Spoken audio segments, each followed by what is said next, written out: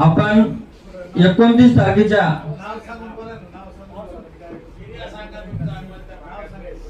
प्रथमतः जमलेल्या सर्वांना जय शिवराय। मी पंडित राजे घाटोळ पाटील, लगान ग्रुप, रांजणगाव, शेनपुंजी, वाळू, जमाडीसी येथून आमचा ग्रुप आलेला आहे।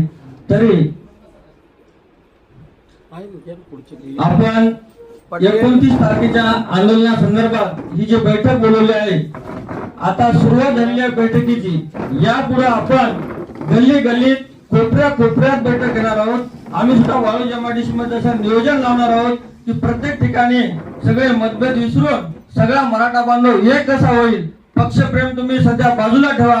कोणत्याही पक्षाचा मराठा असो, काँग्रेसचा असो, भाजपचा असो, पक्षप्रेम आपल्या बाजूला राहा। त्याचे चप्पल तिकडेच काढून टाका आणि मराठा जातीसाठी तुम्ही सगळेजण एकत्र या। एखादा मराठा एखाद्या पक्षातला आपल्याला गुपचूप मदत करत असेल, त्याची मदत घ्यायला आपल्याला हरकत नाही। तुम्ही सध्या कोणत्याही पक्षातल्या मराठ्यावर पुन्हा टीका करू नका। आपण सगळे एकवटून हे आंदोलन तडीस देऊ। आतापर्यंत आपण 3 वर्षात टप्प्याटप्प्याने जे आंदोलन केले त्याच आपल्याला खूप मोठं यश लाभलेलं आहे। हा आपला 40 वर्षापासून लढा चालला आणि संपणारा लढा नाहीये। सरकार देत नाही, पण आपण थोडं थोडं करत प्रत्येक आंदोलन आपलं हे यशस्वी झालं आहे दादांच्या नेतृत्वाखाली।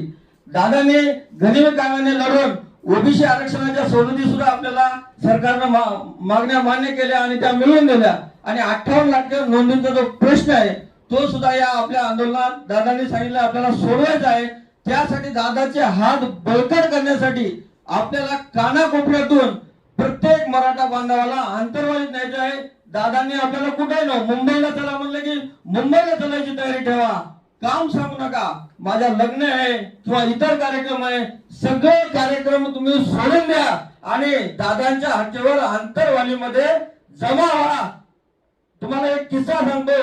छत्रपती शिवाजी महाराज जेव्हा कोंढाणा किल्ला जिंकायचं ठरलं आणि शिवाजी महाराज स्वतः स्वारीवर निघाले, पण ज्यावेळेस तानाजी मालुसरेला कळालं की राजे स्वारीवर जात आहेत, तानाजी मालुसरेच्या मुलाचं स्वतःचं लग्न होतं, पण त्यांनी सांगितलं आधी लग्न कोंढाण्याचं आणि मग रायबाचं। एवढी ती निष्ठा होती। अशीच निष्ठा प्रत्येक मराठ्याने पाहिली पाहिजे आणि 29 तारखेला आपलं आंदोलन हे यशस्वी झालंच पाहिजे।